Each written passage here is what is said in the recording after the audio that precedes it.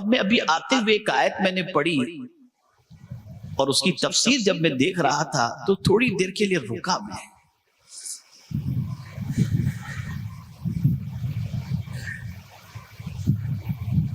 دعا تھی ربنا حب لنا من لدنک ذریۃ طیبہ، اور اس دعا کے بارے میں فرمایا گیا کہ جو بے اولاد ہو وہ اگر یہ دعا کرے تو اللہ اس دعا کی برکت سے اسے نیک صالح اولاد عطا فرما دے. ایک نبی نے یہ دعا کی ربنا حب لنا من لدنک ذریۃ طیبہ، او کما قال ربنا حب لنا من لدنک ذریۃ طیبہ، ذریۃ طیبہ.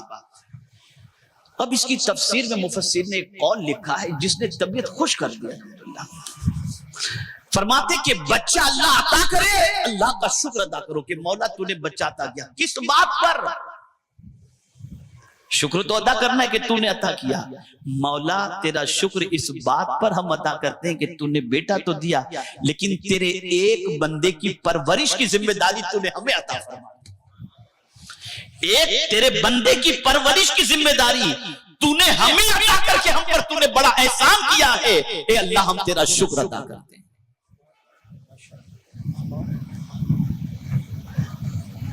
اور یہی وجہ ہے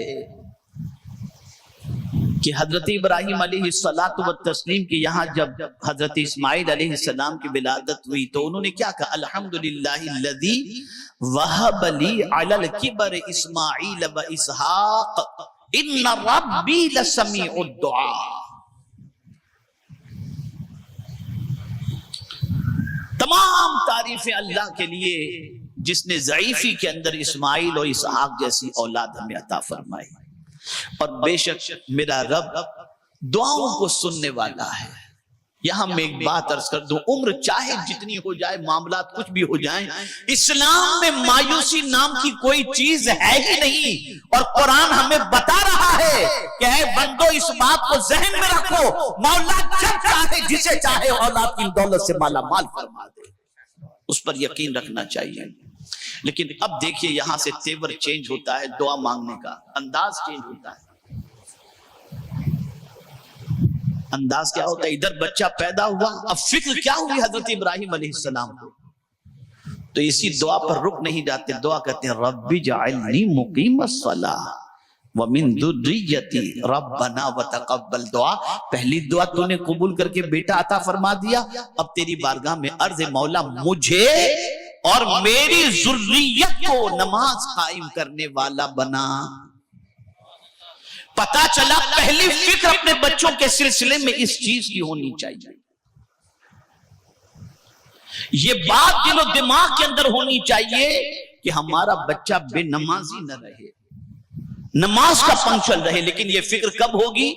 جب ماں باپ خود نماز سے محبت کرتے ہوں گے یا نماز کی طرف ان کی توجہ ہوگی. اب دیکھیں جس آیت کی تلاوت کا میں نے شرف حاصل کیا، میں نے جہاں سے بات چھوڑی اس طرف بھی آتا ہوں، لیکن وقت مجھے زیادہ بھی نہیں لینا، مختصر میں کچھ ضروری باتیں عرض کر دوں. یہ جو آیت کریمہ ہے یا ایھا الذین آمنوا قوا انفسکم واہلیکم نارا، اے ایمان والو اپنے آپ کو اور اپنے اہل کو جہنم کی آگ سے بچاؤ. یہ ذمہ داری دے دی گئی.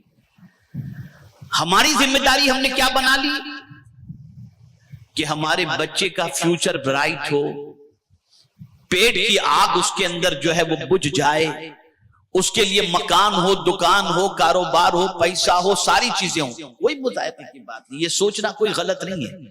لیکن قرآن پہلی ذمہ داری یہ دے رہا ہے کہ خود بھی جہنم کی آگ سے بچو اور اپنے گھر والوں کو بھی جہنم کی آگ سے بچاؤ. یہ پہلی ذمہ داری. اب جب یہ آیت کریمہ فاروق اعظم رضی اللہ تعالیٰ عنہ نے پڑھی اور سنی تو حضور صلی اللہ علیہ وسلم کی بارگاہ میں حاضر ہوئے، عرض کرنے لگے یا رسول اللہ صلی اللہ تعالی علیہ وسلم یہ بات تو سمجھ میں آتی ہے اور ہم کوشش بھی کرتے ہیں کہ خود کو جہنم کی آگ سے بچائیں، لیکن اہل و عیال کو جہنم کی آگ سے بچانے کا کیا مطلب ہے؟ اس سے کیا مراد ہے؟ اب اسے آپ ذہن میں محفوظ رکھ لیں. اس سے مراد حضور صلی اللہ علیہ وسلم نے ارشاد فرمایا جن باتوں سے اللہ نے تم کو بچنے کا حکم دیا ان باتوں سے اپنی اولاد کو روکو، اور جن باتوں کے کرنے کا اللہ نے تم کو حکم دیا اپنی اولاد کو بھی ان کاموں کی طرف مائل کرو۔ یہ ہے اپنے اہل و عیال کو جہنم کی آگ سے بچانا۔ میرے پیارے آقا صلی اللہ تعالی علیہ وسلم کے پیارے دیوانوں، یہاں سے یہ بات سمجھ میں آئی ہمیں اپنے بچوں کو ان راستوں پر چلانا ہے جن راستوں پر چلنے کا حکم اللہ نے عطا فرمایا، ان راستوں سے بچانا ہے جن راستوں پر چلنے سے اللہ کے رسول صلی اللہ علیہ وسلم نے اللہ عز و جل نے منع فرمایا۔ ہمارا حال یہ ہے بچے پیدا ہو گئے، خود سے بڑے ہو گئے، ہم کسی چیز پر توجہ نہیں دیتے، بڑا ہونے کے بعد اسے اپنا حق یاد دلاتے ہیں۔ اب میں آپ سے پوچھنا چاہتا ہوں میرے پیارے آقا صلی اللہ تعالی علیہ وسلم کے پیارے دیوانوں، رسول اعظم صلی اللہ علیہ وسلم نے فرمایا بچے کا نام اچھا رکھو، اچھے نام کی بنیاد پر تمہارے بچے پر نام کا اثر پڑے گا، نام کی برکتیں ہوں گی، نام کی وجہ سے اچھی عادتیں اس کے اندر ہوں گی، اور اس کے بعد تحنیک کے لیے کسی بزرگ کی گود میں اپنے بچے کو دے دو تاکہ وہ کوئی میٹھی چیز چبا کر، میٹھی چیز اپنے منہ سے لگا کر تمہارے بچے کے منہ کے اندر رکھ دیں تاکہ اس تحنیک کی بنیاد پر تمہارے بچے کی عادتیں اس بزرگ کی عادتوں جیسی عادتیں بن جائیں۔ اللہ اکبر۔ رسول رحمت صلی اللہ علیہ وسلم کے دور پاک کے اندر مدینے میں کوئی بچہ پیدا ہوتا تو اس مسلمان گھر میں پیدا ہونے والے بچے کو لے کر سب سے پہلے حضور کی بارگاہ میں حاضر ہوا جاتا۔ میرے آقا صلی اللہ علیہ وسلم دعائیں بھی عطا فرماتے، تحنیک بھی دیتے۔ تحنیک کا ایک طریقہ یہ بھی میں نے آج حدیث مبارکہ میں پڑھا کہ حضور صلی اللہ علیہ وسلم کھجور چباتے اور چبانے کے بعد وہ کھجور کو میٹھا سا تھوڑا سا اس کے منہ میں رکھ دیتے، اور کھجور کا جو تھوڑا سا بچا ہوا چھلکے جیسا اوپر کا جو ہوتا یا پتلا یا اندر کا جو گدا ہوتا اسے حضور صلی اللہ علیہ وسلم بچے کی تالوں میں چپکا دیا کرتے تھے۔ یہ تحنیک کا ایک حضور کا طریقہ بتایا گیا۔ اندر کا جو نرم جو حصہ ہوتا ہے اسے حضور صلی اللہ علیہ وسلم تالوں میں لگا دیتے۔ اسی طریقے سے چبا کر دینا بھی، اور اسی طریقے سے لعاب دہن کو مس کر کے اور اس کو مکس کر کے بھی دینا، یہ بھی حضور صلی اللہ علیہ وسلم کی حیات طیبہ سے ثابت ہے۔ میرے پیارے آقا صلی اللہ علیہ وسلم کے پیارے دیوانوں، 30-35 سال پہلے کی بات میں آپ کو بتاؤں، مدینہ منورہ میں بچے پیدا ہوتے تھے تو ماں باپ اپنے بچے کو گود میں لے کر سنہری جالیوں کے سامنے آتے تھے اور یوں حضور کی جالی مبارک کے سامنے یوں آگے بڑھاتے تھے، پھر یوں لیتے تھے اور چلے جاتے تھے۔ ایسا محسوس وہ کرتے تھے گویا حضور کی گود میں اپنے بچے کو دے چکے ہیں۔ یہ کیسے؟ میرے پیارے آقا صلی اللہ علیہ وسلم کے پیارے دیوانوں، اب کیا کرنا ہے؟ تحنیک ہو گئی، عقیقہ کر دیجیے۔ عقیقہ ہو گیا، اب بچہ تھوڑا سا بڑا، اب ماں کی ذمہ داری ساتھ ہی ساتھ۔ کیا ذمہ داری ہے؟ قرآن کہتا ہے وَالْوَالِدَاتُ يُرْضِعْنَ أَوْلَادَهُنَّ حَوْلَيْنِ كَامِلَيْنِ۔ قرآن ماں کو دودھ پلانے کے بارے میں کہہ رہا ہے کہ ماں اپنے بچے کو 2 سال تک دودھ پلائے۔ کیوں؟ اس لیے کہ دودھ کا اثر بچے کی زندگی پر ہوتا ہے، اور یہی وجہ ہے کہ پہلے کے زمانے میں بہادر عورتوں کے دودھ مائیں اپنے بچوں کو پلایا کرتی تھی۔ دیہات کے آب و ہوا کی جو صاف ستھرائی ہوتی تھی اور وہاں کی جو پاکیزہ عورتیں ہوتی تھیں ان کا دودھ پلایا جاتا تھا۔ تو دودھ کا اثر بچے کی زندگی پر پڑتا ہے۔ اگر اثر پڑنے والا نہ ہوتا تو کبھی قرآن ماں کو اپنے بچے کو دودھ پلانے کے بارے میں نہ فرماتا۔ مجھے یاد آ رہا ہے ایک آیت کریمہ کے بارے میں، وَمَن يَتَعَدَّ حُدُودَ اللَّهِ فَأُولَئِكَ هُمُ الظَّالِمُونَ۔ اللہ عز و جل نے فرمایا جس نے اللہ اور اس کے رسول کے حدود کو توڑ دیا اس نے ظلم کیا۔ ایک خاتون اپنے بچے کو دودھ پلا رہی تھی اور قمری اعتبار سے 2 سال جیسے ہی مکمل ہوئے اور غروب آفتاب جیسے ہوا، بچہ سینے سے چپکا ہوا ہے، دودھ پی رہا ہے، ماں نے فوراً ہٹا دیا۔ کسی نے کہا بچہ بھوکا لگ رہا ہے تم ہٹا دیا؟ کہا کیا کروں، میرے پروردگار نے 2 سال سے زیادہ کا حکم نہیں دیا، بس میں اللہ کی حد کو توڑنا نہیں چاہتی، 2 سال مکمل ہو چکے، میں اپنے بچے کے دودھ کو چھوڑوں۔ اور آج ڈبے کا دودھ،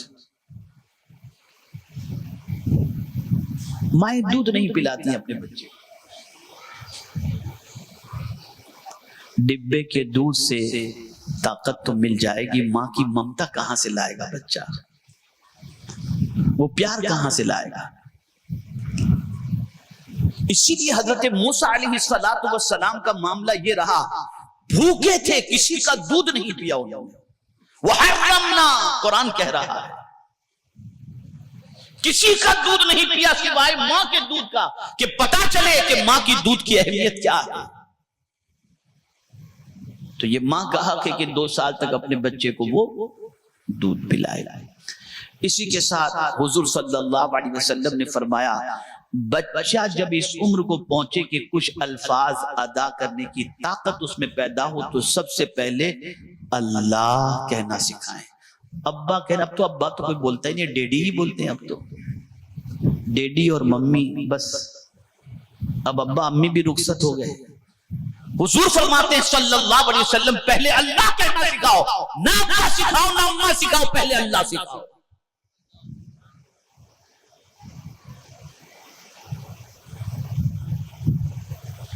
اس لیے کہ جب چھوٹا سا بچہ اپنے رب کو اللہ کہہ کر کے پکارتا ہے اور ماں باپ اس کو سکھاتے ہیں تو اس ننھے سے بچے کی زبان سے نکلنے والے اس میں ذات کی برکت سے اللہ تعالیٰ ماں باپ کو معاف فرما دیتا ہے، ان کی بخشش فرما دیتا ہے۔ تو یہ پہلے سکھاؤ۔ اسی کے ساتھ ساتھ حضور صلی اللہ علیہ وسلم نے فرمایا اپنے بچوں کو ادب سکھاؤ، کھانے کا ادب، بات کرنے کا ادب، صاف صفائی کا ادب، لباس پہننے کے ادب، آداب، یہ سارے آداب سکھاؤ۔ حضور فرماتے ہیں صلی اللہ علیہ وسلم 3 چیزوں کے بارے میں حضور صلی اللہ علیہ وسلم نے فرمایا کہ 3 چیزیں اولاد کا حق ہیں۔ نمبر 1 اچھا نام رکھنا، نمبر 2 اسے ادب سکھانا۔ ادب سکھانا یہ حضور صلی اللہ علیہ وسلم نے اس کا حق رکھا ہے۔ اس کی وجہ میں آپ کو بتاؤں کہ ایک آدمی 20 سال کا ہو کر کے کوئی غلطی کرے نا تو آدمی یہ نہیں کہے گا کہ اس کے ماں باپ نے اس کی تربیت نہیں کی، یہ ہے ہی ایسا، پتہ نہیں کیسوں کی سنگت میں رہتا ہے، اس کی عادتیں اچھی نہیں ہیں۔ لیکن وہ چھوٹا سا 5-7 سال کا بچہ گڑبڑ کرتا ہے تو کہتے ہیں ماں باپ نے ادب نہیں سکھایا شاید، پھر وہ ماں باپ کے اوپر آتا ہے۔ میرے پیارے آقا صلی اللہ تعالی علیہ وسلم کے پیارے دیوانوں، حضور صلی اللہ تعالی علیہ وسلم سے پوچھا گیا کہ ماں باپ کی طرف سے اولاد کے لیے سب سے بڑا تحفہ کیا ہے؟ تو آقا کریم صلی اللہ علیہ وسلم ارشاد فرماتے ہیں ماں باپ کی طرف سے سب سے بڑا تحفہ اولاد کے لیے اچھے اخلاق ہیں۔ اچھے اخلاق، اس سے بڑا تحفہ کچھ ہے ہی نہیں اپنی اولاد کے لیے ماں باپ کی طرف سے، اور یہ سکھانے کے لیے ماں باپ کے پاس ٹائم ہے ہی نہیں۔ اور تیسرا حق حضور صلی اللہ علیہ وسلم نے فرمایا بچے جب شادی کے لائق ہو جائیں تو ان کی شادی کر دو، اور تم نے شادی نہیں کی اور سرکار صلی اللہ علیہ وسلم فرماتے بچہ کسی گناہ میں گرفتار ہوا تو اس گناہ کا وبال اس کے باپ پر بھی آئے گا۔ تو بچہ شادی کے لائق ہو اس کی شادی فوراً کر دینی چاہیے۔ کہاں کریں شادی؟ کہاں کریں؟ تو رسول اعظم صلی اللہ علیہ وسلم کے فرمان کا مفہوم ہے نیک دیندار بچی سے شادی کرو، اچھے گھرانے میں شادی کرو، رنگ بھی دیکھ کر کے شادی کرنا چاہیے۔ یہ عام طور پر رنگ کا تذکرہ تو نہیں ہے، لیکن یہ ہے کہ دیندار کو فوقیت دی جائے اور اس سے شادی کے بارے میں نیک عورت سے، نیک بچی سے شادی کرائی جائے تاکہ اس سے جو نسل تیار ہو وہ نیک اور پاکیزہ نسل تیار ہو۔ میرے پیارے آقا صلی اللہ تعالی علیہ وسلم کے پیارے دیوانوں، یہ کلمات خیر مختصراً اولاد سے متعلق میں نے آپ کی سماعتوں کے حوالے کیا۔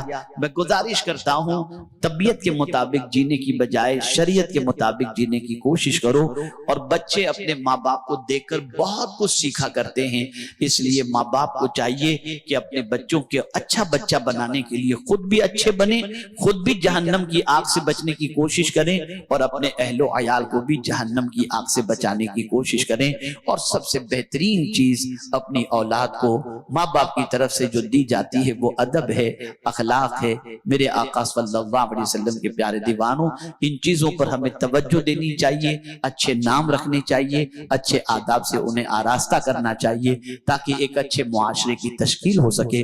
اللہ رب العزت مجھے آپ کو سب کو عمل کی توفیق نصیب